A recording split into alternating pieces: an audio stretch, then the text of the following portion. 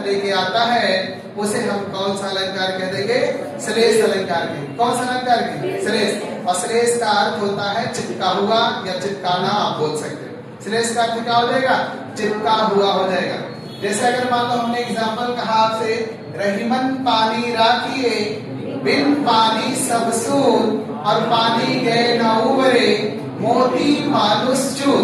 अब यही पानी का अर्थ अगर हम निकाल रहे हैं, मान लो हमने एग्जाम्पल, जैसे हमने अभी बात किया था अनुप्रास, इसका अर्थ क्या होता था? आवृत्ति हो जाता था। फिर हमने बताया था यमक, यहाँ मतलब एक शब्द हमें दो बार दिखाई दे रहा है। और हमने श्लेष का अर्थ क्या बताया? चिपका हुआ, चिपकाना। अब इसमें हमने एग्जाम्पल आपको क्या बताया था? तरनी, तरनी, तरुजा, तट, तमाल, तरुवर, तरुवर, बहुछाय, बहुछाय। तो देखो तावड़, तावड़, तावड़, तावड़, तावड़, यहाँ वर्णों की आवृत्ति हुई, तो ये कौन सा अलंकार हुआ था? अनुप्रास हुआ। अब यमक में हमने बताया था एक शब्द हमें दो बार दिखाई देगा और दोनों बार अर्थ क्या होगा? अलग अलग होगा। जैसे मान लो हमने कह दिया काली घटा का घमंड घटा, काली घटा का घमंड घटा। अब एक बात देखो, यहाँ घटा शब्द यहाँ भी है और घटा शब्द यहाँ भी है। यहाँ शब्दों की आवृत्ति, पूरा शब्द की आवृत्ति हो रहा है। एक घटा मतलब बादल हो रहा है और एक घटा मतलब कम हो रहा है। तो जब एक शब्द दो बार दिखेगा और दोनों बार अर्थ अलग अलग होगा तो कौन सा अलंकार हो जाएगा? यमक अलंकार हो जाएगा। जैसे हमने कह दिया तीन बेर खाती थी वे, जैसे हमने कह दिया तीन बेर खाती थी, खाती थी वे, और तीन बेर खाती है, तीन बेर खाती है। मान लो ये एग्जाम्पल लिखा है। अब देखो तीन बेर यहाँ भी लिखा है, तीन बेर यहाँ लिखा है। तो जब गोकुल में कृष्ण रहते थे, गोपिकाएं दिन में 3 बार खाना खाती। 3 बेर मतलब 3 दफा या 3 बार कह सकते।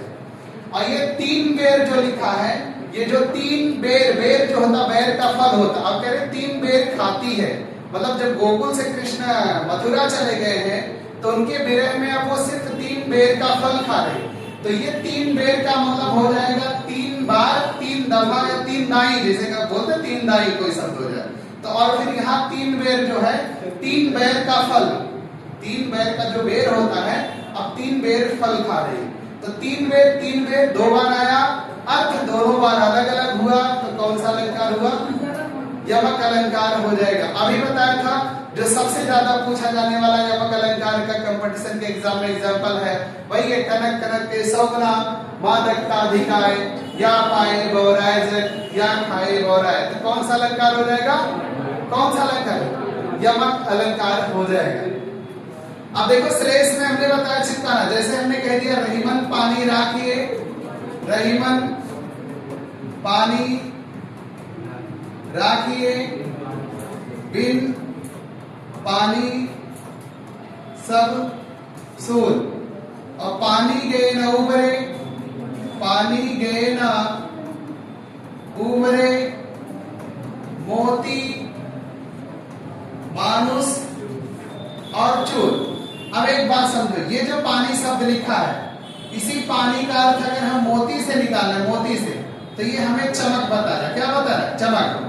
और यही पानी का अर्थ जब हम मनुष्य से निकाल रहे हैं तो ये इज्जत प्रतिष्ठा और सम्मान बता रहा है। और यही पानी का अर्थ जब हम चूने से निकाल रहे हैं तो ये हमें क्या बता रहा है? जल। तो ये जो पानी है खाली एक शब्द है, लेकिन ये अपने साथ कई अर्थ चिपकाया हुआ है। ये पानी जो है इज्जत को भी बता रहा है और फिर चमक को भी बता रहा है और जल को भी बता रहा है। कहते रहीमन पानी राखिए बिन पानी सब सून, मतलब रहीमदास जी कहते हैं कि चमक इज्जत जल को बचाए रखिए, चमक इज्जत जल के बगैर सब सोना है। जिस तरीके से अगर मोती का पानी चला जाए, जैसे कोई मोती है जिसमें पानी चल, जैसे कहते हैं इसमें सोने का पानी लगा, ऐसे बोलते हैं ना, उसका पानी चला जाता है, कहते हैं बेकार में फेंक देते हैं। इसी तरीके से मनुष्य की इज्जत प्रतिष्ठा यदि सम्मान नहीं है तो वो भी मनुष्य किसी काम का नहीं है, बेकार है। और इसी तरीके से यदि चूने से भी जल निकाल दिया जाए तो वो चूना किसी काम का नहीं होगा।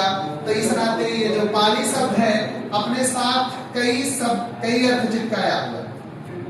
तो जब एक शब्द अपने साथ कई अर्थ लेके आता है तो उसे हम कौन सा अलंकार कहेंगे? कौन कहेंगे? श्लेष अलंकार। और श्लेष का अर्थ क्या होता है? चिपकाना या चिपका हुआ कह सकते हो। अभी जैसे हमने कह दिया मंगन को देख पट देत बार बार है, मंगन को देख पट देत बार बार है। तो ये पट यहाँ जो है, पट मतलब वस्त्र भी होगा और पट मतलब दरवाजा भी होगा।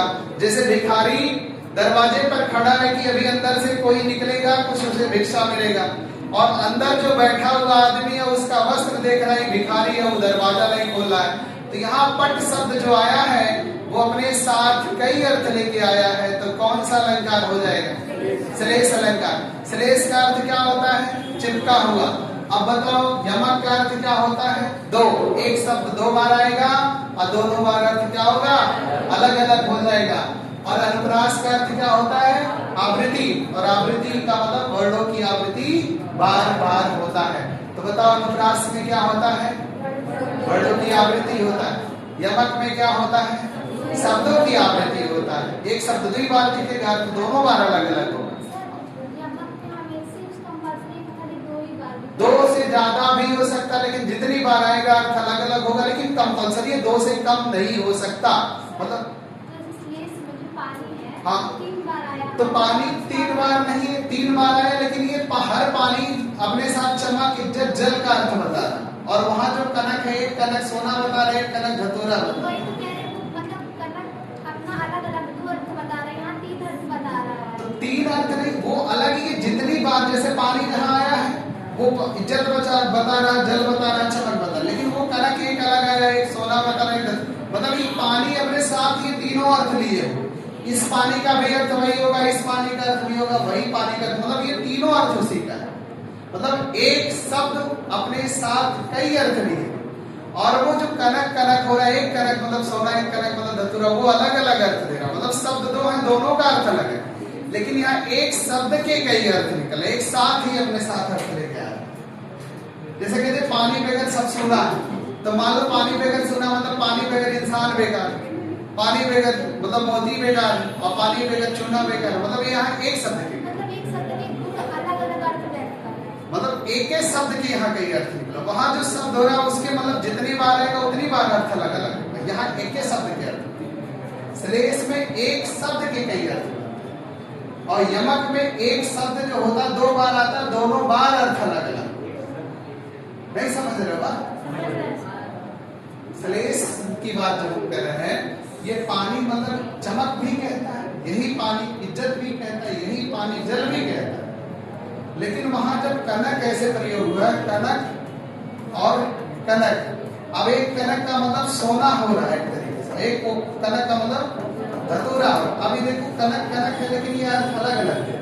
मतलब एक शब्द है, दोनों अर्थ है। नहीं समझ में आएगा?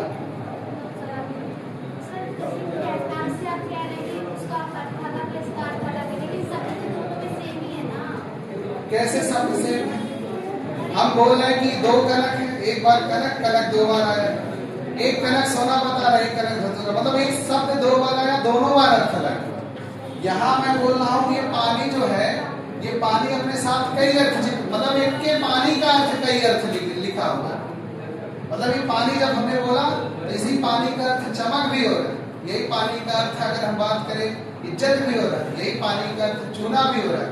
लेकिन वहां एक शब्द के कई अर्थ बन रहे हैं, वहां अलग अलग शब्द होंगे और जितनी बार आएगा उतनी बार अर्थ अलग। यहाँ पानी आया तब भी वही अर्थ दिया, यहाँ पानी आया तब भी वही अर्थ दिया, यहाँ पानी आया तब भी वही अर्थ दिया। वो अपना अस्तित्व नहीं बदला, और वहां इसमें जितनी बार आएगा वो अर्थ अलग अलग देगा। समझ में आया? अब जैसे देखो, अगर हमने बात की आपसे इसी में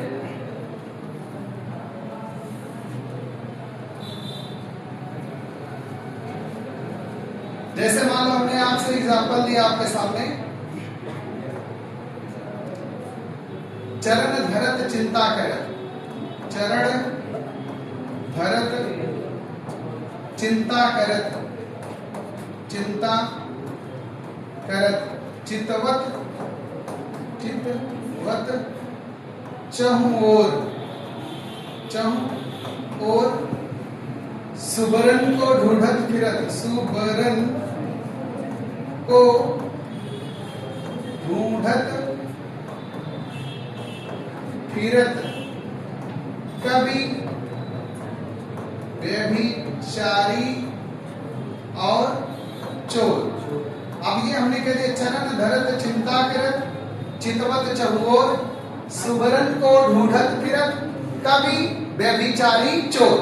ये जो सुबरन शब्द है, सुबरन, इसका अर्थ जब हम कवि से निकाल लें तो ये जो कवि होता है ये सुंदर शब्द ढूंढता है कि मैं कितना अच्छा शब्द लिख दूं कि पढ़ने और सुनने में लोगों को अच्छा लगे, ठीक। और यही सुबरन का अर्थ जब हम व्यभिचारी से निकालेंगे, जो व्यभिचारी होता है चरित्रहीन व्यक्ति या बुरे प्रवृत्ति का व्यक्ति होगा, वो रूप और रंग देखेगा। और यही सुबरन का अर्थ जब हम चोर से निकालेंगे तो चोर आभूषण या बहुमूल्य पदार्थ ढूंढेगा जब चोरी करने जाएगा, ना कि कोई साधारण वस्तु की चोरी करने जाएगा। जैसे कहते हैं चरण धरत चिंता करत, मतलब पैर रखते ही चिंता करता है। और चितवत चौर मतलब चारों ओर सोचता है। सुबरन को ढूंढ, सुबरन मतलब अभी अपने आप साथ कई अर्थ है। कभी ढूंढेगा तो अच्छा शब्द ढूंढेगा, व्यभिचारी ढूंढेगा तो रूप रंग ढूंढेगा, और जो चोर होगा वो आभूषण बहुमूल्य पदार्थ हीरे जवाहरात ढूंढेगा, ना कि घर में जाएगा दाल चावल की चोरी करके भाग जाएगा। और जब नहीं कुछ पाएगा तो भले लेके चला जाए, लास्ट में कुछ लेके चला जाएगा। पहले तो सोने चांदी की उतनी चोरी ना करके लोग अनाज की चोरी करते थे जब खाने के लाले पड़े होते। अब तो मान लो खाने के सबके पास हो गए, अब दूसरे चीज की चोरी करना चालू कर दिए। तो यही बताओ सुबरन का अर्थ क्या होगा? कवि के लिए अच्छा शब्द, यही सुबरन का व्यभिचारी के लिए रूप और रंग, वही सुबरन का अर्थ चोर के लिए आभूषण हो जाए। तो जब एक शब्द अपने साथ कई अर्थ लेके आता है तो उसे कौन सा अलंकार कहते हैं? क्या कौन सा अलंकार? श्रेष्ठ। तो देखो शब्दालंकार में ये तीन होता है, अनुप्रास, यमक और श्रेष्ठ। यही तीन पढ़ना होता है। और वो शब्दों की मतलब प्रकार में पूछने के लिए विप्सा और वक्रोक्ति जोड़ दिया गया है कि कभी की विप्सा क्या है, वक्रोक्ति क्या है, इस टाइप का, ठीक। लेकिन पढ़ने तीन है। तो अनुप्रास का अर्थ क्या होगा? आवृत्ति। परिभाषा कैसे बताओगे? जब वर्णों की आवृत्ति। यमक का अर्थ क्या होता है? दो। परिभाषा क्या बताओगे? जब शब्दों की आवृत्ति, जब शब्दों की आवृत्ति हो तो यमक है, और वर्णों की आवृत्ति हो तो अनुप्रास है। अब अगर हमने पूछा श्लेष क्या होगा? जब एक शब्द अपने साथ कई अर्थ लेके आता है तो उसे हम श्लेष अलंकार। तो बताओ श्लेष अलंकार कौन? जब एक शब्द अपने साथ कई अर्थ लेके आएगा तो उसे कौन सा अलंकार? श्लेष अलंकार हो जाता है। अब ये शब्द अलंकार में आपने देख लिया। अभी अर्थालंकार में अगर मैं आता हूं, अर्थालंकार में मान लो हमने पहला बात की आपसे, अर्थालंकार की बात किया। इसमें मान लो हमने पहला बात किया उपमान। किसकी बात किया? उपमान। हमें उपमालंकार पढ़ने से पहले दो शब्द ध्यान देना है। एक होता है उपमेय और एक होता है उपमान। उपमेय कौन है और उपमान कौन है? जिसकी तुलना किया जाए वो उपमेय है और जिससे किया जाए वो उपमान। मान लो इस हाथ की हमने तुलना किया कि हाथ कमल के समान है, तो हाथ उपमेय हो जाएगा और कमल क्या हो जाएगा? उपमान हो जाएगा। तो अगर मैं पूछूं कि उपमा क्या, उपमा अलंकार मतलब उपमा नहीं, पहले बताओ उपमेय क्यों कौन है? जिसकी तुलना किया जाए। और उपमान कौन है? जिससे किया जाए। मगर अगर हमने बोला कि मुख चंद्रमा के समान है तो मुख क्या होगा? उपमेय। और चंद्रमा क्या होगा? उपमान। तो मुख क्या होगा? उपमेय और चंद्रमा क्या होगा? उपमान। तो ये जब हम अर्थालंकार की बात करते हैं, इसमें मान लो हमने आपके सामने लिखा पहला उपमा अलंकार, तो उपमा का अर्थ ही होता है तुलना। क्या होता है? तुलना। अगर उपमा अलंकार का परिभाषा बताना हो तो आप बोलोगे जहां उपमेय की उपमान से तुलना किया जाता है उसे हम उपमा अलंकार कहते हैं। आप बोलोगे जहां उपमेय की उपमान से तुलना किया जाएगा वो कौन सा अलंकार हो जाएगा? उपमा अलंकार हो जाएगा। जैसे अगर हमने कह दिया मुख चंद्रमा के समान है या चंद्रमा के समान सुंदर है। अगर हमने कह दिया मुख चंद्रमा के समान सुंदर है तो मुख क्या हो जाएगा? उपमेय हो जाएगा। चंद्रमा क्या हो जाएगा? उपमान हो जाएगा। वो जो समान शब्द होता है उसको वाचक शब्द कहते हैं। जैसे सी, सा, तुल्य, सम, जैसा, सरिस, ये हम तुलना करने के लिए शब्द का प्रयोग करते हैं, उसे वाचक शब्द कहते हैं। और जो सुंदर है इसे हम गुणधर्म कहते हैं। क्या कहते हैं? साधारण गुणधर्म कहते हैं। तो जहां आप ऐसे बोलोगे उपमा का अर्थ क्या होगा? तुलना। अगर पूछे उपमा अलंकार का परिभाषा बताओ तो कहोगे जहां उपमेय की उपमान से तुलना किया जाता है उसे हम कौन सा अलंकार कहेंगे? उपमा अलंकार हो जाएगा। अभी यही अगर मैं दूसरे की बात करूं, रूपक अलंकार। रूपक अलंकार का होता आभेद आरोप। क्या होगा? आभेद आरोप होगा। अब इसका मतलब ये हुआ, ऐसे बोलोगे जहां उपमेय की उपमान में आभेद आरोप किया जाता है उसे हम रूपक अलंकार कहते हैं। आभेद का मतलब क्या होगा? आ मतलब नहीं, भेद मतलब अंतर। जरा सा भी अंतर ना हो। जैसे अगर यहां मैं ऐसे बोल दूं कि मुख, हमने कह दिया मुख चंद्रमा है। अब जैसे देखो मुख का हमने चंद्रमा में आभेद आरोप कर दिया, वहां जरा सा भी अंतर नहीं। हमने कह दिया मुख चंद्रमा है तो इसका मतलब उसमें जरा सा भी अंतर नहीं है। जैसे अगर मैं बोलूं कि हाथ कमल के समान है ना, लेकिन मैं उपमा है, लेकिन मैं बोलूं हाथ कमल है, तो ये क्या हो जाएगा? रूपक अलंकार। रूपक का अर्थ ही होता रूप धारण करना। जब उपमेय उपमान का रूप धारण कर लेगा तो रूपक अलंकार हो जाएगा। और रूपक अलंकार का परिभाषा बताना हो तो बोलोगे जब उपमेय की उपमान में आभेद आरोप किया जाता है तो उसे हम रूपक अलंकार कहते हैं। तो उपमा अलंकार में क्या होता है? तुलना होता है। और रूपक अलंकार में आभेद आरोप होता है। क्या होता है? आभेद आरोप होता है। यही अगर मैं आपसे तीसरे की बात कर लूं, उत्प्रेक्षा अलंकार, तो उत्प्रेक्षा का अर्थ होता है संभावना। क्या होता है उत्प्रेक्षा का? संभावना हो जाएगा। अगर मैं पूछूं हमें उत्प्रेक्षा अलंकार का परिभाषा बताओ तो सबका ऐसे परिभाषा बताओगे जहां उपमेय की उपमान में संभावना किया जाए उसे हम उत्प्रेक्षा अलंकार कहते हैं। उसे हम क्या कह देंगे? उत्प्रेक्षा अलंकार कह देंगे। और संभावना के लिए हम लोग मनु मानो जनु जानो मनहु जनहु शब्द का प्रयोग करते हैं। जैसे हम बोले मुख चंद्रमा के समान है, इसी पे अगर हमें बोलना हो तो ऐसे हम बोलेंगे कि मान लो मुख चंद्रमा है। क्या है? मान लो मुख क्या है? चंद्रमा है। अब बताओ यहाँ मुख का मतलब चंद्रमा का, मुख का चंद्रमा में आभेद आरोप हो गया। मतलब यहाँ हमने माना है कि नहीं? जैसे यहाँ मन मानो जनु जानो मनहु जनहु शब्द हमने बोला आएगा, तो ये मानने के लिए संभावना के लिए हम शब्द प्रयोग करते हैं। जैसे अगर मान लो हमने कह दिया चेहरा फूल के समान है तो उपमा है। हमने कह दिया चेहरा फूल है तो रूपक है। हमने कह दिया मान लो चेहरा फूल है तो क्या हो जाएगा? उत्प्रेक्षा हो जाएगा। जब उपमेय की उपमान में संभावना किया जाता है तब उसे हम उत्प्रेक्षा अलंकार कहते हैं। क्या कहते हैं? उत्प्रेक्षा अलंकार कहते हैं। इसमें मनु मानो जनु जानो मनहु जनहु शब्द आता है। जैसे कह दिया सोहत ओढ़े पीत पट श्याम सलोने गा मनहु नीलमणि शैल पर आतप प्रियो प्रभात। वो जो मनहु आया ये उत्प्रेक्षा अलंकार हो जाएगा। जैसे कहती हुई उत्तरा के नेत्र जल से भर गए मानो हिम के कड़ों से पूर्ण हो गए पंकज रहे, तो मानो आया तो उत्प्रेक्षा अलंकार हो जाएगा। जैसे हमने कह दिया उधर के रस्ती सिंधु लहरिया कुटिल काल की जालो सी, इसमें नहीं होगा, ये तो अलग रस का एग्जाम्पल हो जाता है। अभी जैसे हमने आपसे कह दिया फूले काश सकल महिषाई और जन्म वर्षा ऋतु प्रकट बढ़ाई, तो जन्म आया तो क्या हो जाएगा? उत्प्रेक्षा लगे। तो जैसे देखो उत्प्रेक्षा संभावना करने के लिए ऐसे आप बोल सकते हो, इसमें मन हो सकता है, मानो हो सकता है, जन हो सकता है, जानो हो सकता है, जनहु हो सकता है, वनहु हो सकता है। ऐसे शब्द हमें बीच में जब दिखाई देंगे तो वो किसका कौन सा अलंकार हो जाएगा? उत्प्रेक्षा। मनु मानो जन जानो मनहु जनहु दिखेगा तो वो उत्प्रेक्षा अलंकार का एग्जाम्पल हो जाएगा। किसका हो जाएगा? उत्प्रेक्षा अलंकार।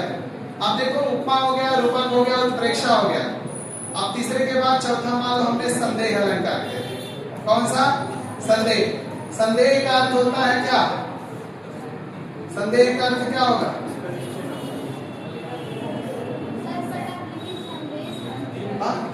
संदेह से लेकर संदेह है। संदेह का होता है संशय। अगर मैं पूछूं संदेह अलंकार किसे के, तो कहोगे जहां उपमे की उपमान में संशय हो। जहां उपमे की उपमान में क्या हो? संशय हो, उसे हम क्या कहेंगे? संदेह अलंकार। आप ये क्लियर ही ना कर पाए कौन उपमे है। जैसे अगर यहाँ हमने कह दिया मुख है या चंद्रमा, मुख है या चंद्रमा। अब एक बात देखो, मुख है या चंद्रमा, तो हम नहीं क्लियर कर पा रहे हैं, ना मुखी को बात कर रहे हैं ना ही चंद्रमा की बात कर रहे हैं। तो ये कौन सा अलंकार हो जाएगा? कौन सा अलंकार हो जाएगा? संदेह अलंकार। हमने कह दिया चेहरा है या फूल, तो क्या हो जाएगा? संदेह। हमने कह दिया चरण है या कमल, तो क्या हो जाएगा? संदेह। जैसे मान लो ये तार मैंने पकड़ा है, मैंने बोला तार सांप के समान है, तो क्या बोलोगे? उपमा। क्या है? उपमा। हमने कह दिया तार सांप है, तो रूपक है। हमने कह दिया मान लो तार सांप है, तो संदेह हो गया। हमने कह दिया तार है या सांप, तो संदेह क्लियर ही नहीं करता। तो जैसे संदेह अलंकार का एग्जाम्पल हम बताएं, जैसे हमने कह दिया कहूं मानवी यदि मैं तुमको, तो ऐसा संकोच कहा। कहूं दानवी यदि मैं तुमको, तो लावण सी लोच कहा। समझू बन देवी तो वो तो होती है भोली भाली। तुम ही बताओ तुम कौन हो रंजित रहस्य वाली। जब सुपनखा मतलब जाती है अपना प्रस्ताव लेके किसके पास? राम के पास। तो राम बोले कि हम तो विवाहित हैं, मतलब लक्ष्मण के पास भेज दिए। तो लक्ष्मण के पास जब गए तब वो कहते हैं कहूं मानवी यदि मैं तुमको, मानव समझू, कहूं मानवी यदि मैं तुमको, तो ऐसा संकोच का मतलब उसमें संकोच होगा, इतना बेझिझक नहीं कहेगी। अगर दानव समझ लूं, कहूं दानवी यदि मैं तुमको, तो लावण सी लोच कहा। दानव में तो इतना सुंदर नहीं हो सकता। कहूं बंदे मतलब कहीं कि कहूं बंदे भी, तो जैसे कहूं मानवी यदि मैं तुमको, तो ऐसा संकोच का। कहूं दानवी यदि मैं तुमको, तो लावण सी लोच का। बन देवी समझो तो वो तो होती भोली भाली। अगर करें बन देवी समझो तो वो तो भोली भाली है। कहते तुम ही बताओ तुम कौन हो रंजित रहस्य वाली। तो क्या मतलब जब उससे ज्यादा प्रश्न किए तो अपना असली रूप दिखाई। भाई वो भी किसकी बहन? रावण की बहन। तो अपना असली रूप दिखाए। तब राम लक्ष्मण ने क्या किया? उसकी नाक काट ली।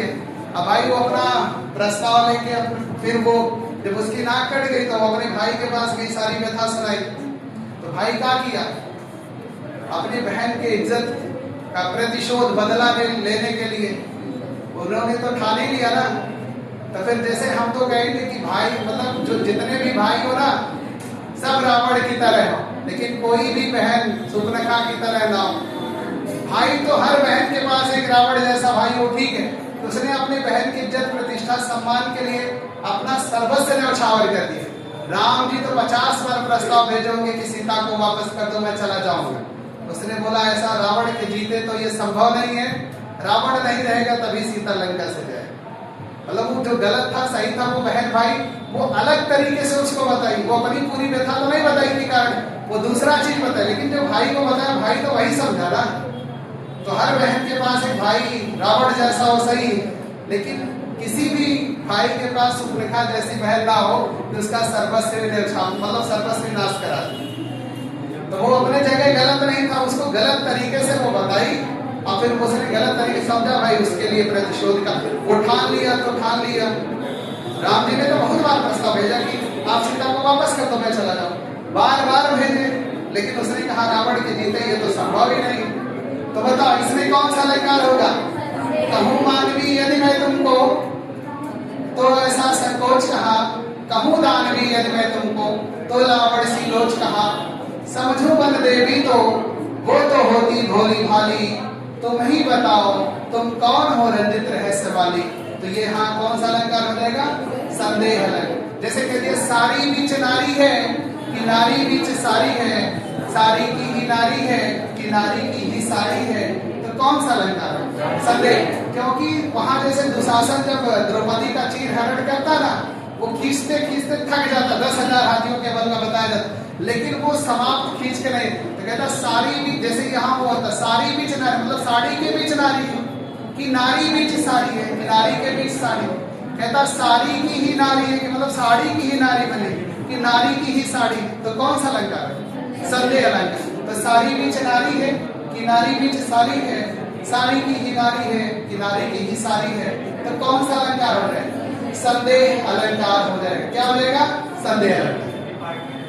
अभी यही देखो, अगर मान लो हमने संदेह के बाद भ्रांति मान कहते हैं, तो भ्रांतिमान का अर्थ होता है भ्रम। क्या होता है? भ्रम। बात ना करो। भ्रांतिमान का अर्थ क्या होता है? भ्रम। अगर ये परिभाषा पूछे तो आप बोलोगे जहां उपमेय की उपमान में हमें क्या हो? भ्रम हो, उसे हम संदेह अलंकार कहेंगे। जहां उपमेय की उपमान में भ्रम होगा तो क्या होगा? भ्रांतिमान अलंकार होगा। जहां आप क्लियर ना कर पाओ, जैसे हमने यहाँ कह दिया, यहाँ आपने बोला कि मुख है या चंद्रमा, अब यहाँ मान लो हमने एग्जाम्पल आपसे बोल दिया भ्रांतिमान में, मुन्ना अपने माँ के सर पर, मुन्ना अपने माँ के सर पर देख दो चोटी, भाग उठा भय मानकर, भाग उठा भय बांधकर, सर पर सापन लोटी, सर पर सापन लोटी। अब इसका मतलब क्या? जैसे मुन्ना अपने माँ के सर पर देख दो चोटी, भाग उठा भय मानकर, सर पर सापन लोटी। कोई बच्चा है, अपने माँ के सर पर 2 चोटी देख, अब वो वहां से चिल्ला के भाग गया कि सांप है, तो वो क्या हो गया? भ्रांतिमान। अब उसकी माँ रोज 1 चोटी बांधती थी, एक दिन माँ शौक में 2 चोटी बांध ली। अब वो भाई रोज 1 चोटी देखता था, एक दिन 2 देखा, तो खड़ा होकर अगर वहां देखता कि चोटी है या सांप, तो संदेह होता, लेकिन वो चिल्ला के भाग गया वहां, तो क्या हो गया? भ्रांतिमान। तो भ्रांतिमान में हमेशा गलत ही होगा। भ्रांतिमान में क्या होगा? हमेशा गलत होगा, वो कभी सही हो ही नहीं सकता। भ्रम का मतलब ही होता है गलत। भ्रम का अर्थ क्या होता है? गलत। जैसे यहाँ मान लो किसी का कोई वस्तु गायब हो जाए, तो हम बोले किसी में से ही कोई चोरी किया, तो ये हमें संदेह है। संदेह होना ठीक है, लेकिन भ्रम होना ठीक नहीं है। अगर हमने किसी को नामजद किया कि फला ने लिया और वो लिया नहीं लिया कोई दूसरा है, तो वो बोलेगा सर जी को भ्रम हो गया। तो भ्रम का मतलब हमेशा गलत होगा, भ्रम कभी सही हो ही नहीं सकता। भ्रम का अर्थ ही क्या होता है? गलत होता है। और संदेह में संशय, आपको हर एक पर संदेह होना चाहिए, लेकिन आप अगर भ्रम में हो तो वो गलत है। संदेह हाँ हो भी सकता है, नहीं भी हो सकता है, लेकिन अगर भ्रम है तो इसका मतलब अगर वो सही है तो आप गलत जान रहे हो, अगर वो गलत है तो आप उसको सही जान रहे हो। तो भ्रांतिमान अलंकार में भ्रम होता है और भ्रम का अर्थ ही गलत होता है, उसका जो समझोगे उसी का वो उल्टा होता है। जैसे पिछली बार हमने आपको पढ़ाया था ना, बताया था एक मूवी है करण अर्जुन ना, उसमें एक गाना है हरलैनिये में भ्रांतिमान अलंकार। कौन सा गाना बताया था? अरे जितने लाइन लिखे सारे लाइन में भ्रांतिमान अलंकार। किसी को याद है वो गाना? अब कोई ऐसा नहीं होगा जो वो गाना ना सुना हो, 2-4 लाइन कर रहे जान गा देंगे अगर नाम लेते। बताओ, करण अर्जुन एक मूवी है, सलमान खान और शाहरुख खान, उसमें मेरे करण अर्जुन आएंगे, उसमें गीत गाना है, उस गाने के हर लाइन में कौन सा गाना नहीं याद है? राणा जी मुझको माफ करना वाला जो गाना है ना, वो हर लाइन में भ्रांतिमान को समझती किसी दूसरे को, रहता कोई दूसरा। जैसे जितना लाइन गाने का है ना, वो सारा का सारा भ्रांतिमान अलंकार पे लिखा। अगर वो गाना सुन लो आपको भ्रांतिमान अलंकार वैसे क्लियर। हाँ तो वो भी, लेकिन इसमें भी भ्रांतिमान अलंकार है। ठीक, तो जैसे देखो भ्रांतिमान भ्रांतिमान का अर्थ क्या होगा? भ्रम। जहां उपमेय की उपमान में भ्रम होगा वो कौन सा अलंकार हो जाएगा? भ्रांतिमान। जैसे बताया, मुन्ना अपने माँ के सर पर देख दो चोटी और भाग उठा भय मानकर सर पर सांपल लोटी। कौन सा अलंकार? क्या चीज? भ्रांतिमान ही तो होगा। अब देखो, जैसे उपमा का अर्थ क्या होगा? तुलना। रूपा का आभेदार। उत्प्रेक्षा का संभावना। संदेह का संशय। भ्रांतिमान का भ्रम हो जाएगा। भ्रांतिमान का अर्थ क्या हो जाएगा? भ्रम हो जाएगा। अब बताओ, उपमा अलंकार का परिभाषा पूछे तो आप कैसे बताओगे? जहां उपमेय की उपमान से तुलना किया जाए, क्या हो जाएगा? उपमा अलंकार। मैं आपको एकदम साधारण भाषा में बताने का प्रयास, ये नहीं कि किताब वाला परिभाषा आपको, अगर आप समझे रहोगे, आपको एग्जाम्पल भी रखना नहीं है, बस उसका समझ विकसित करना। आप देखते ही 4 ऑप्शन दिया रहेगा, उसके बारे में परिभाषा जानोगे तो ऑटोमेटिक समझ जाओगे ये इसका एग्जाम्पल लिखा। आपको एग्जाम्पल रटने नहीं है बैठे। जैसे हमने रस पढ़ाया, एक भी एग्जाम्पल नहीं बोला कि रट डालो। हमने छंद पढ़ाया, उसमें भी नहीं बोला, तो इसमें भी नहीं याद रखने वो सर, बस थोड़ा समझ विकसित करना है कि कैसे हम किसी को पहचानते हैं। ठीक, तो उपमा का हमें परिभाषा बताओ। जब उपमेय की उपमान में क्या होगा? तुलना की जाएगी। रूपक में क्या होगा? उपमेय का उपमान में अभेद आरोप किया जाएगा। उत्प्रेक्षा में उपमेय की उपमान में संभावना होगा। संदेह में उपमेय का उपमान में संशय होगा। और भ्रांतिमान में उपमेय का उपमान में भ्रम होगा। तो मैं एग्जांपल बोल रहा हूं, बताओ ये किसका एग्जांपल है? सोहत ओढ़े पीतपट श्याम सलोने गा मनहु नीलमणि शैल पर आतप प्रयोग प्रभात। तो किसका? उत्प्रेक्षा का हो जाएगा। किसका हो जाएगा? उत्प्रेक्षा का। और कहूं मानवी यदि मैं तुमको, तो ऐसा संकोच कहा। तो संकोच वही संदेश शब्द का ही तो अर्थ बता रहा है। और कहूं दानवी यदि मैं तुमको, तो लावड़ सी लोच कहा। समझो बन देवी तो वो तो होती है भोली भाली। तुम ही बताओ तुम कौन हो रंजित रहस्य वाली। तो कौन सा हो जाएगा? संदेह अलंकार हो जाएगा। कौन सा? संदेह हो जाएगा। और अगर हमने आपसे कह दिया कि मुन्ना अपने माँ के सर पर देख दो चोटी, भाग उठा भय मानकर सर पर सांपल लोटी, क्या होगा? भ्रांति। जैसे हमने कह दिया, नाक का मोती अधर की कांति से, बीज दाढ़िम का समझकर भ्रांति से, देख कर सहसा हुआ सुख मौन है, सोचता यह दूसरा सुख कौन है। भ्रांति शब्द एग्जाम्पल में ही दिख रहा है।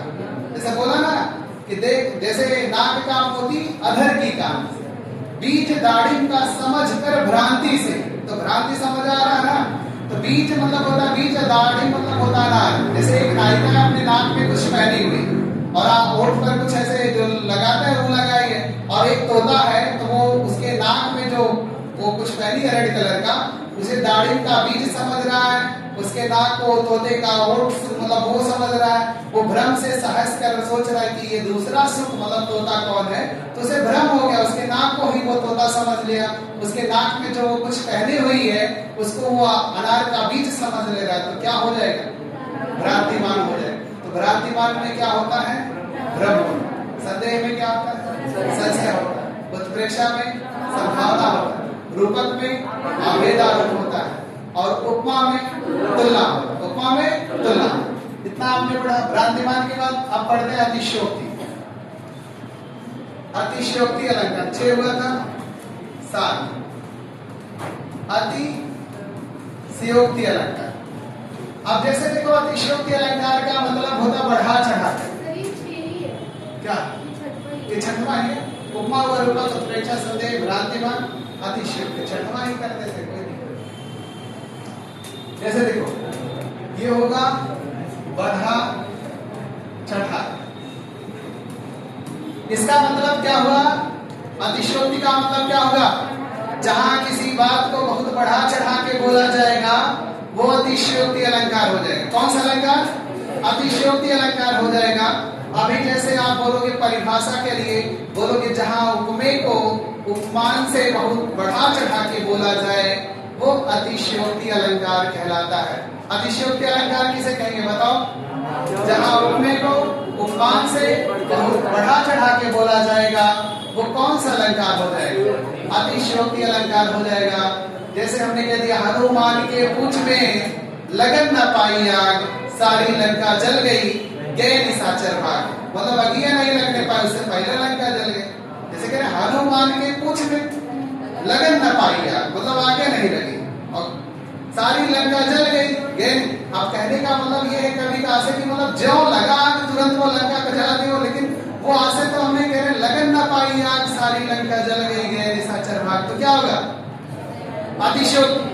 जैसे कह दिया भूप सहस दस एक ही बारा, भूप सहस दस एक ही बारा, लगे उठावन तरत नटारा। यहाँ 10,000 राजा एक साथ शिव धनुष को उठाने का प्रयत्न कर रहे हैं और शिव धनुष जरा से भी टस से मस नहीं हो रहा है। तो कौन सा अलंकार हो जाएगा? क्या होगा? अतिशयोक्ति। जैसे आप भूप मतलब राजा, सहस मतलब हजार और 10 मतलब 10, तो 10,000 राजा एक साथ शिव धनुष को उठाने का प्रयत्न कर रहे हैं और शिव धनुष जरा से भी टस से मस नहीं होगा। तो क्या हो जाएगा? अतिशयोक्ति हो जाएगा। तो जहां किसी बात को बहुत बढ़ा चढ़ा के बोला जाता है वो अतिशयोक्ति अलंकार हो जाता है। जैसे कहते आगे नदियां पड़ी अपार, अब घोड़ा कैसे उतरे उस पार, राणा ने सोचा इस पार, तब तक चेतक था उस पार। ये भी क्या है? अतिशयोक्ति। जैसे राणा प्रताप युद्ध के लिए निकले तो उन्हें बड़ी बड़ी नदियां आगे पड़ रही, तो राणा ने जैसे आगे नदियां पड़ी अपार, अब घोड़ा कैसे उतरे उस पार, और राणा ने सोचा इस पार, तब तक चेतक था उस पार। मतलब मन के भी वेग से तेज चल सकता है।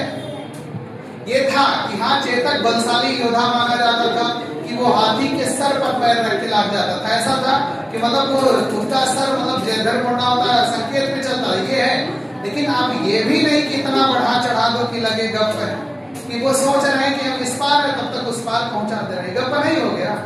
तो जब अतिशयोक्ति का मतलब यही होता है कि जहां किसी चीज को हम बहुत बढ़ा चढ़ा के बोलेंगे वो क्या हो जाएगा? अतिशयोक्ति हो जाएगा। क्या हो जाएगा? अतिशयोक्ति। जैसे कहते हैं मैं बरजी के बार तू इतकत लेत करौट, अब पंखुर लगे गुलाब के परिहे गाल खरौट। तो जैसे कह रहा है एक नायक और नायिका का वर्णन कभी किया है, कह रहा मैं बरजी कह बात हूं, मतलब नायक को बरजी बता रहा है। ऐसे समझो कि सरपत का पत्ता या गन्ना का पत्ता लगे फट जाए, इतना कठोर बता है। और नायिका को इतना कोमल बता रहा है कि उसके गाल पर गुलाब का पत्ता लगने से खरौट आ जा। तो यह अतिशयोक्ति नहीं है। कह रहा मैं बरजी कह बात हूं इतकत लेत करौट, और पंखुरी लगे गुलाब के परिहे गाल खरौट। खरौट मतलब स्क्रैच आ जाना, मतलब वो कट जाना। हाँ वर्जी मतलब ऐसे समझो कि कठोर सरपत समझो, गन्ना समझो, या तरकुल समझ लो कि लगे फट जाए, इतना कठोर बता। वर्जी मतलब कठोरता का प्रतीक बता, और नायिका को इतने कोमलता का बता दे कि मतलब गुलाब का पत्ता वो नहीं कोई हाथ कुछ दूसरा लगे अलग बात है। कह रहा गुलाब का पत्ता लगने से स्क्रैच आ जाए तो क्या हो जाए? अरे कट जा रहा। खरोट मतलब निगोठना, जैसे एक तरीके से होता ना कि मतलब कट जा रहा है इस टाइप का। तो बताओ अतिशयोक्ति का अर्थ क्या होगा? जहां किसी चीज को बहुत बढ़ा चढ़ा के बोला जाएगा वो क्या होगा? अतिशयोक्ति हो जाएगा। अतिशयोक्ति के बाद अनयोक्ति अलंकार। अनयोक्ति अलंकार वो होता है जहां किसी चीज का वर्णन हम दूसरे चीज पर ढाल कर करते हैं। जहां उपमेय की तुलना उपमान में हम दूसरे चीज पर ढाल के करते हैं, तो आप ऐसे बोलोगे दूसरे पर ढाल कर करते हैं, तो वो क्या हो जाएगा? अन्य योग। अन्य मतलब दूसरा, उक्ति मतलब होता है कथन। इसमें दो शब्द बहुत बार आते हैं, जैसे अली और कली शब्द जहां भी एग्जाम्पल में दिखेगा वो अनियोक्ति तुरंत आंख मूंद के बता देना, उसमें कुछ सोचना विचारना है। जैसे कह दिया यह आ सकते रहे अली गुलाब के मूल, अइहे फिर बसंत ऋतु पिंडारन के मूल। तो अली गुलाब की बात करा ना, जैसे हमने आपसे एक एग्जाम्पल कह दिया, नहीं पराग नहीं मधुर मधु, नहीं विकास यही काल, अली कली से ही बधे आगे कौन हवाल। तो अली और कली की बात कर रहा है। जैसे राजा जैसे की शादी हो जाती है नवोढ़ा के राजकुमारी से, वो राजकुमारी के प्रेम में इतना संलिप्त हो जाते हैं कि अपने राज दरबार को छोड़ ही देते। तो उनके कवि बिहारी होते, तो अब डायरेक्ट कोई किसी को तो कह नहीं सकता, तो राजा को कह रहे कि नहीं पराग नहीं मधुर मद, मतलब इस समय कोई रस नहीं रह गया, और नहीं विकास यही काल, मतलब इस समय कोई विकास नहीं है। अली कली से ही बधे, तो आगे कौन हवा, अली मतलब भौरा और कली मतलब पुष्प की बात के, जैसे समझो कि जो भौरा होता है कमल पर रात मान लो शाम को बैठा रस लेने के चक्कर में, तो वो शाम उसकी पंखुड़ी शाम को धीरे धीरे बंद हो जाएगी, उसी में दब के वो मर जाएगा लेकिन उड़ता नहीं है। तो वही कह रहे हैं इसी तरीके से साम्राज्य भी एक दिन विनाश हो जाएगा। तब राजा जैसे भाई उनके दरबार, जैसे कोई होता किसी का मित्र हो या साथी हो तो उसके डायरेक्ट बात में भी वो डायरेक्ट बात को समझ जाएगा, तो उनके समझ में आ गया, तो अली और कली के माध्यम से उनको समझाया, तो वो अनियोक्ति अलंकार। जहाँ किसी चीज का वर्णन हम दूसरी चीज पर ढाल कर करते हैं वो अनियोक्ति अलंकार का एग्जाम, मतलब वो अनियोक्ति अलंकार कहलाता है। जैसे अभी बता ना, नहीं पराग नहीं मधुर मधुर, नहीं विकास यही काल, अली कली से ही बधे, आगे कवन हवाल, तो कौन सा होगा, अनियोक्ति। जिन दिन देखे वे कुसुम, गए सुवीत बहार, अब अली रही गुलाब में, अपन कटीली डाल, ये भी क्या हो जाएगा, अनियोक्ति अलंकार। क्या हो जाएगा, अनियोक्ति अलंकार हो जाएगा। एक हो जाता है विनियोक्ति अलंकार। विनियोक्ति अलंकार, अब देखो विनियोक्ति अलंकार वो होता है जहां कोई कार्य बिना किसी कारण के हो, उसे हम क्या कहेंगे, विनियोक्ति अलंकार। जैसे कहते हैं बिन पुत्र सुना सदन, अब बिन सदन, बिन पुत्र सुना सदन, सदन मतलब घर होता है, बिन पुत्र सोना सदन, गत गुण सोनी दे, अब वित्त बिना सब सोना है, प्रियतम बिन स्नेह, तो मतलब कह रहा पुत्र के बिना घर सोना है, ज्ञान के बिना शरीर सोना है, अवित्त बिना सब सोना है, प्रियतम के बिना प्रेम सोना है। मतलब कह रहा है कि जहां विनियोक्ति में हम कह रहे हैं ना, जहां किसी के बिना कोई शोभन या शोभन बताया जाए, मतलब वो क्या हो जाएगा, विनियोक्ति अलंकार। तो ये एग्जाम्पल बहुत पूछता है, बिन पुत्र सोना सदन, गत गुण सोनी नेह, वित्त बिना सब सोना है, प्रियतम बिन स्नेह, तो कौन सा अलंकार, विनियोक्ति अलंकार हो जाएगा। एक होता है विभावना अलंकार, विभावना अलंकार हो जाएगा। विभावना अलंकार वो होता है जहां कोई कार्य बिना किसी कारण के हो, उसे हम विभावना अलंकार कहते हैं। जैसे कहते हैं बिन उपग चले सुने बिन काना, बिन कर करे करम विधि नाना, तो ये कौन सा अलंकार हो जाएगा, विभावना अलंकार। तो जहां कोई कार्य बिना किसी कार्य कारण का होता है उसे हम कौन सा अलंकार कहेंगे, तो विभावना अलंकार कहेंगे। कौन सा कहेंगे, विभावना अलंकार हो जाएगा। कौन सा, किसका, अभी ढेर सारे जैसे एग्जाम्पल जब ग्रुप में भेजेंगे ना, सबका मतलब कम से कम 5-5 एग्जाम्पल आपको। जैसे देखो आसान है कि जहां कोई कार्य बिना किसी कार्य कारण के, जैसे हम कह दिए कि बिन उपग चले, बिना पैर के चले, मतलब है नहीं वो चीज उसके बिना काम हो रहा, बिन उपग चले, सुने बिन काना, बिना कान के सुने, बिन कर करे करम विधि नाना, बिना हाथ के विभिन्न प्रकार का काम। तो जहां कोई कार्य बिना किसी कार्य कारण का होता है उसे हम विभावना अलंकार कहते हैं। क्या कहते हैं, विभावना। अब देखो एक हो जाएगा प्रतीप अलंकार। अब इसे उपमा का उल्टा होता है, उपमा का क्या होता है, उल्टा।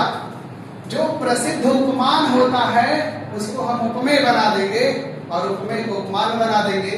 अभी हमने उपमा अलंकार में बोला था मुख चंद्रमा के समान है ना, अब बोलेंगे चंद्रमा मुख के समान। वही जो प्रसिद्ध उपमान बड़ा होता है ना उसी को हम छोटा कर देंगे। तो प्रतीप अलंकार उपमा अलंकार का क्या होता है, उल्टा होता है। जो उपमान होता है उसको उपमेय बना देते हैं और जो उपमेय होता है उसको उपमान बना देते हैं। ये बात समझ में आया आप लोग। अब देखो प्रतीप अलंकार के बाद उपमेय उपमा अलंकार। एक उपमेय उपमा अलंकार का मतलब इसमें प्रतीप अलंकार भी और उपमा अलंकार जब दोनों जोड़ देंगे तब वो उपमेय उपमा अलंकार बनेगा। अब जैसे अगर हम बोले पहले प्रतीक होना चाहिए तो बोलेंगे कि चंद्रमा मुख के समान है, फिर उसी लाइन में बोलेंगे मुख चंद्रमा के समान। मतलब प्रतीक और उपमा दोनों जोड़ देते हैं तो उपमेय उपमा अलंकार बन जाता है। बताओ उपमेय उपमा अलंकार कब बनेगा, जब प्रतीक और उपमा अलंकार दोनों जोड़ देते हैं तो क्या बन जाता है? उपमेय उपमा। जैसे कह दिया राम सम शंभु है, शंभु सम राम है, तो एक बार राम की तुलना शंभु से, फिर शंभु की तुलना राम, तो राम सम शंभु है, शंभु सम राम है, तो कौन सा अलंकार होगा? कौन सा होगा? उपमेय उपमा हो जाएगा। अब देखो एक हो जाएगा अपनहूति अलंकार। अपनहूति अलंकार, अब अपनहूति अलंकार वो होता है जहां उपमेय का उपमान में निषेध आरोप किया जाता है। क्या होता है? निषेध आरोप होता है। कैसा आरोप होता है? निषेध। वहां रूपक में आप अभेद आरोप करते थे, यहाँ आप निषेध आरोप करते हैं। जैसे बोलते थे तार सांप है, तो ये रूपक था ना, अब बोलेंगे तार नहीं सांप है, मतलब उपमेय का उपमान में मना वाला आरोप करें। जैसे कहते हैं मुख नहीं चंद्रमा है, कहेंगे चेहरा नहीं फूल है, तो ये क्या हो जाएगा? कौन सा हो जाएगा? अपनहूति अलंकार हो जाएगा। कौन सा हो जाएगा? अपनहूति अलंकार। तो बताओ अपनहूति अलंकार हम किसे कहेंगे? जहां उपमेय का उपमान में निषेध आरोप होगा, उसे कौन सा अलंकार कहेंगे? कौन सा अलंकार? अपनहूति अलंकार कहेंगे। ये बात समझ में आ? एक हो जाएगा अनन्वय अलंकार। अनन्वय अलंकार बचने का तो कोई गिनती नहीं है, मैं 40 बताऊंगा, लेकिन मैं 15-20 पूछता हूँ। जैसे देखो अनुप्रास से अक्सर ये याद रखना है, और 10 नंबर तक अगर आप पढ़ लेते हो तो बहुत है। ये जो बता रहे हैं ये भी आपकी जानकारी के लिए नोट्स में भेजेंगे, वो लिखा है, लेकिन है और भी प्रकार, 3-4 और बताएंगे, फिर कल बता। जैसे देखो, अब देखो अनन्वय अलंकार क्या होता है? जहां उपमेय और उपमान एक के हो जाए, मतलब उपमेय भी वही हो और उपमान भी वही हो, कोई दूसरा ना हो, उसे अनन्वय अलंकार कहेंगे। जैसे कह दिया, अगर हमने कह दिया चेहरा चेहरा है, मतलब उसके जैसा चेहरा कोई, मतलब जैसे हमने कह दिया राम राम है, मतलब राम के अलावा और कोई दूसरा नहीं, मतलब उपमेय और उपमान दोनों एक के है। तो जब उपमेय और उपमान दोनों एक ही हो जाता है, तब उसे हम अनन्वय अलंकार कहते हैं। कौन सा अलंकार कहेंगे? अनन्वय अलंकार। हमने कह दिया, जैसे कहते राम राम, हमने कहते राधा राधा है, मतलब उसके जैसा और कोई संसार में नहीं है, मतलब वही उपमेय है, वही उपमान है, उसके तुलना उलना करने के लिए कोई संसार में नहीं बना हुआ है, तो वो कौन सा अलंकार हो जाएगा? अनन्वय अलंकार हो जाएगा। कौन सा अलंकार हो जाएगा? अनन्वय अलंकार। इसके बाद एक उल्लेखालंकार होता है, जहां किसी चीज का वर्णन बार बार के, जैसे तू रूप है किरण में, तू रूप है किरण में, तू सौंदर्य है सुमन में, विस्तार है पवन में, ऐसे करके है, बार बार वही लिखा है, तो वो क्या हो जाएगा? उल्लेखालंकार। एक जो मानवीकरण अलंकार होता है, ये बहुत इंपॉर्टेंट है, याद रखना। अगर आपसे पूछे मानवीकरण अलंकार, मानवीकरण, तो ये मानवीकरण अलंकार हम उसे कहते हैं जो मतलब इंसान कोई काम करता है, उसी का वर्णन किसी पशु पक्षी या प्रकृति में कर दिया जाए, तब वो मानवीकरण अलंकार। जैसे हमने कह दिया जगी वनस्पतियां अलसाई मुख धोती शीतल जल से। अब वनस्पतियों के मुख धोने की बात हो, मतलब जो इंसान काम कोई करता, जो इंसान के गुण होते हैं, वही प्रकृति में कर दिया जाए, पशु पक्षी में कर दिया जाए, इस टाइप का वर्णन दिया रहेगा, तो इसे हम मानवीकरण अलंकार कहेंगे। तो बताओ मानवीकरण अलंकार हम किसे कहेंगे? मानवीय गुणों का आरोपण मानव में कर दिया जाए, वही मानवीकरण अलंकार। जो मानवीय गुण का आरोपण है, जो इंसान करता है, मानव करता है, वही अमानव में, मतलब वो इंसान के अलावा इतर किसी दूसरे पर कर दिया जाएगा, तो कौन सा अलंकार? मानवीकरण अलंकार। बात समझ में? तो जैसे देखो हमने 13 इधर बताया, मान इधर ये 14 हो गए, और 14 3 उसमें बताया, 14 3 कितने हो? 17 अलंकार हो गया। कितने हो गए? 17। अब इसमें जैसे आपके सामने हमने बताया, 2 मिनट लगेगा, रिवाइज कर लेते, फिर इसके बाद कर पड़ेगा। अलंकार का अर्थ क्या होगा? आभूषण। इसमें हमने आपको बताया शब्दालंकार, अर्थालंकार और शब्दालंकार में शब्द के द्वारा अर्थालंकार में अर्थ के बाद उभया में शब्द दोनों। फिर शब्दा में हमने प्रकार बताए 5, अनुप्रास, यमक, श्लेष, विवक्षा और वक्रोक्त। इसमें अर्था में बताया उपमा, रूपक, उत्प्रेक्षा, संदेह, भ्रांतिमान, अतिशयोक्ति, प्रतीक, उपमेय उपमा, अपनहुत, अनियोग, विनियोग, अनन्वय।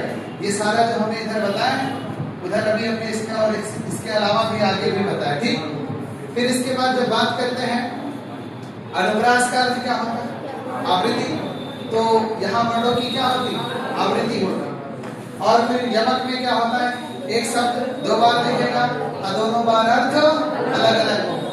श्लेष का अर्थ क्या होता है? चिपका हुआ एक शब्द अपने साथ कई अर्थ लेके आता है।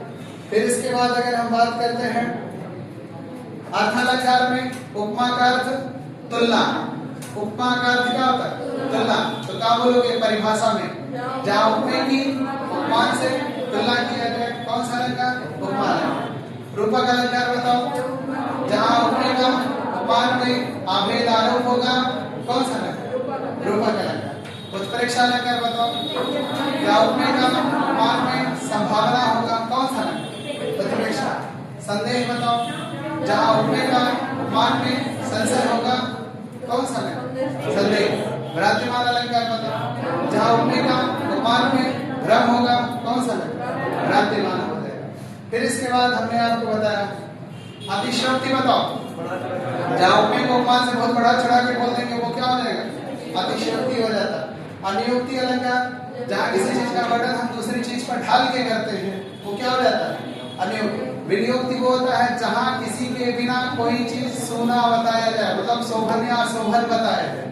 अविभावना में जहाँ किसी कार्यकरण के बिना कोई काम हो जाए, वो विभावना अलंकार। प्रतीप अलंकार उपमालंकार का उल्टा होता है। उपमेय उपमालंकार प्रतीप प्लस उपमा जोड़ने से बनता है। अपनहुति अलंकार उपमेय का उपमान में निषेधारोप होता है। अनन्वय अलंकार उपमेय और उपमान दोनों एक ही होता है। और मानवीकरण अलंकार मानवीय गुणों का आरोपण अमानव में कर दिया जाता है, तो मानवीकरण अलंकार कहलाता है। इतनी बातें समझ में? तो ठीक है, फिर इसको आप लोग पढ़ लो और इसके बाद आप लोग वाक्यांश का कुछ बता दो।